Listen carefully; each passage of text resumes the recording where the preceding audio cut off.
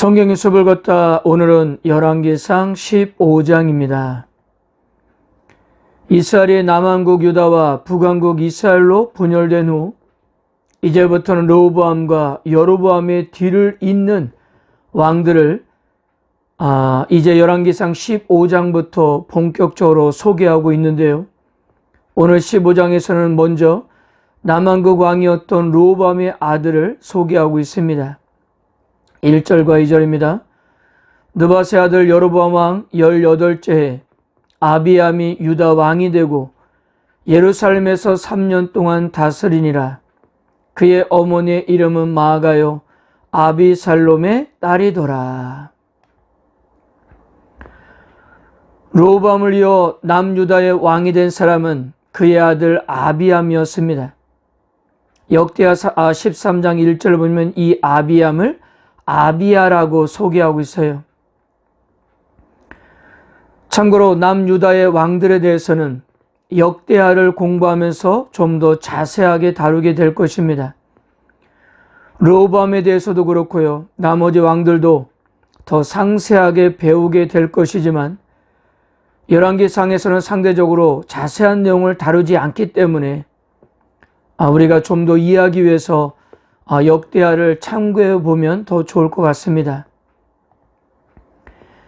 역대하 11장에서 르호보암의 아내는 18명, 첩을 60명이나 두었고 아들은 28명, 딸은 60명을 두었어요.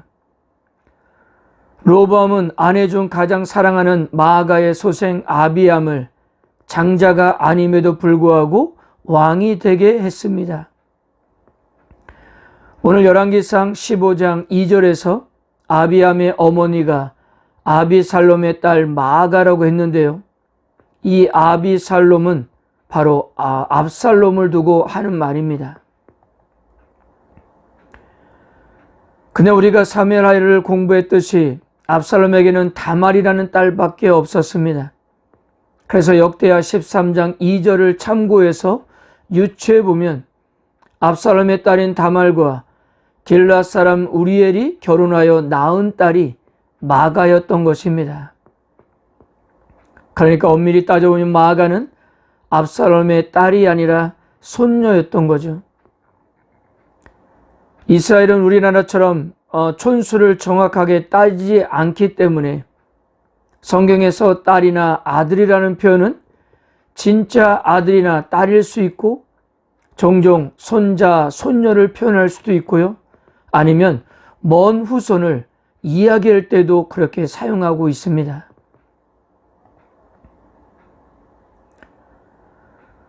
르호보암의 뒤를 이어 왕이 된 아비암의 시대는 북이스라엘과 갈등이 계속되고 있었습니다. 역대하 13장을 참고하면 아비암은 여로보암과의 전쟁에서 하나님의 도움으로 수적인 열세를 극복하고 승리해서 북이스라엘의 여러 성읍을 빼앗았어요.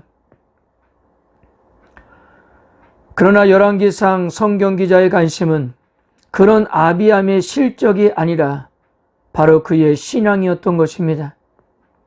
그 역시도 다윗처럼 행하지 않고 아버지 르호보암의 죄를 반복하고 있었기 때문이에요. 아마도 이런 신앙의 낙제점 때문에 그의 왕위가 길지 못했던 것 같습니다. 그러나 그럼에도 불구하고 하나님은 다윗과의 언약을 생각하여서 그의 대를 끊지 않으셨습니다. 4절과 5절입니다.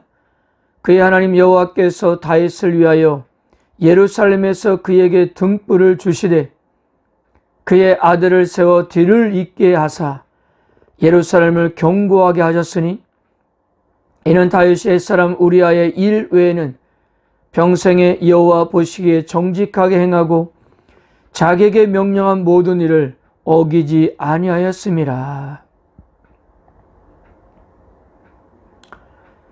다윗이 죽은 지 벌써 65년의 세월이 흘렀지만 그의 그림자는 아비암의 시대에도 드리워져 있으며 앞으로도 두고두고 남유다 역사에 은혜롭게 영향을 미치게 될 것입니다. 사랑하는 성도 여러분, 여기서 우리에게 도전과 소망이 되는 것은 한 사람의 신실함이 이처럼 두루두루 기억될 뿐만 아니라 긍정적으로 작용할 수가 있다는 거예요. 우리들도 우리들의 후손들에게 두고두고 기억될 수 있는 신앙의 모습으로 살아가기를 축복합니다. 자, 아비암이 죽은 후에 그의 아들 아사가 왕이 되었습니다. 자, 여기서도 확인해야 할 것은요, 아사의 어머니가 아버지였던 아비암의 어머니와 같은 이름이라는 거예요. 2절과 10절을 보세요. 그의 어머니의 이름은 마아가라, 아비살롬의 딸이더라. 그래서 더 정확하게 말하면 마아가는 아사의 어머니가 아니라 할머니였던 거죠. 우리나라처럼 촌수를 정확하게 따지지 않기 때문일 수도 있고요. 아니면 이 마아가의 영향력이 그의 아들과 손자에게 이르기까지 미치고 있다는 것도 그렇게도 해석될 수가 있습니다. 이 아사왕은 41년을 통치했는데요. 그가 통치하는 동안 북이스라엘에서는 7명의 왕이 교체됩니다. 아사왕은 왕에 오르면서 그의 조상 다윗과 같이 여호와 보시기에 정직하게 행하는데요. 여호와를 향한 그의 마음은 매우 높이 평가되었습니다. 남한국 20여 명의 왕들 중에 아사왕보다 더 높게 평가된 왕은 히스기야와 요시야밖에 없었어요. 그럴 정도로 다윗의 길을 걸어갔던 것입니다. 그리고 그는 대대적인 종교개혁을 일으켰습니다. 우상을 섬기는 할머니 마아가까지 폐위시킬 정도였어요.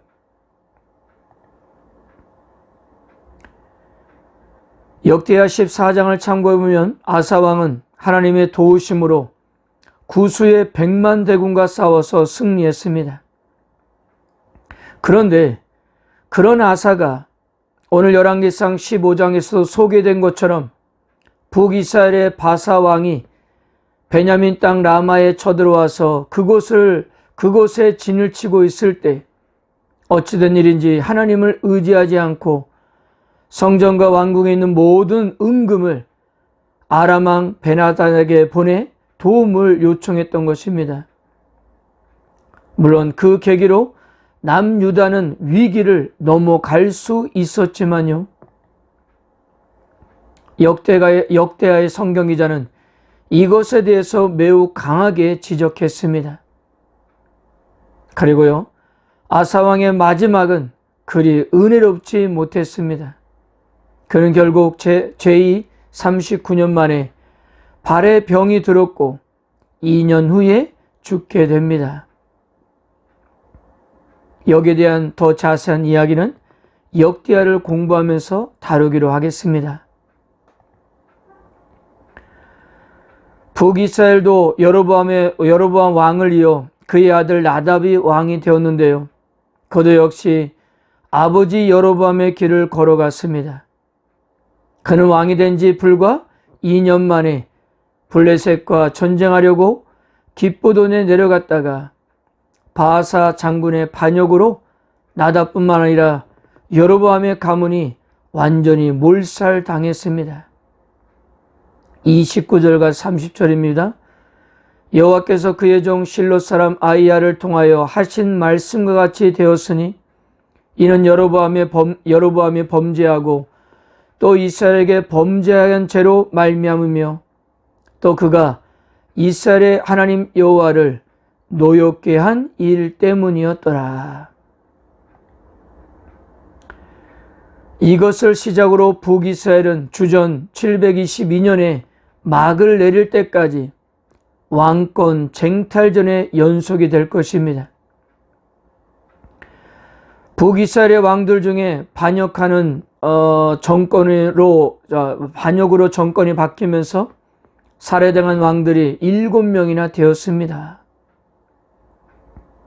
그러므로 북이스라엘이 망한 이유는 딱 한 가지였어요.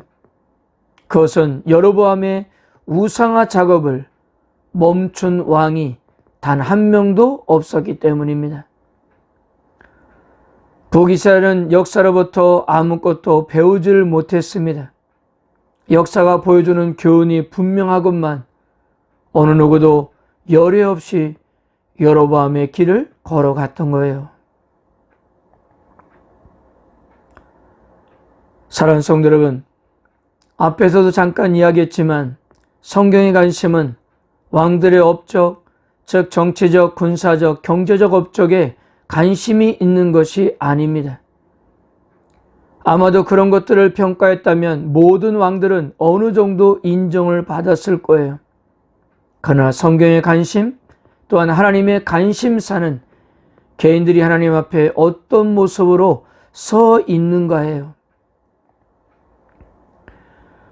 물론 다윗도 많은 연약함이 있었던 것이 사실입니다. 그러나 다윗이 절대로 하지 않았던 것이 무엇인지 아십니까? 그는 단 한 번도 우상을 섬긴 일이 없었다는 거예요.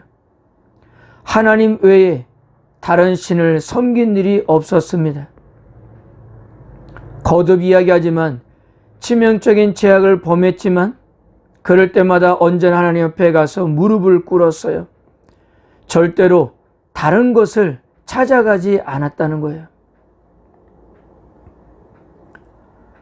그래서 하나님은 북이스라엘과 남유다의 왕들에게 다른 것을 바라는 것이 아닙니다. 다윗처럼 여호와만이 유일한 하나님임을 믿고 그분만을 의지하는 거였어요.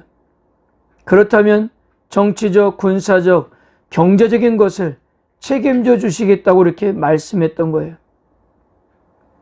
그런데 모든 왕들이 다 여기서 넘어지고 있었어요. 사랑하는 성도 여러분, 우리는 어떤가요? 하나님 말고도 우리가 의지하고 사랑하는 것이 무엇입니까? 세상의 그 어떤 것도 우리들의 목적이 되어서는 안 됩니다. 오로지 하나님만이 우리들의 목적이 되어야 해요. 그러므로 우리들의 삶 가운데 하나님께서 불편하게 생각하는 것들을 가감히 정리하시고 어떠한 상황에서도 여호와께서 우리의 하나님이심을 인정하고 살아가야 합니다. 하나님께서는 여러분들의 그런 믿음을 인정해 주실 것입니다. 우리에게 주어진 오늘의 시간 동안 하나님만을 인정하는 하루가 되시길 바랍니다. 아멘.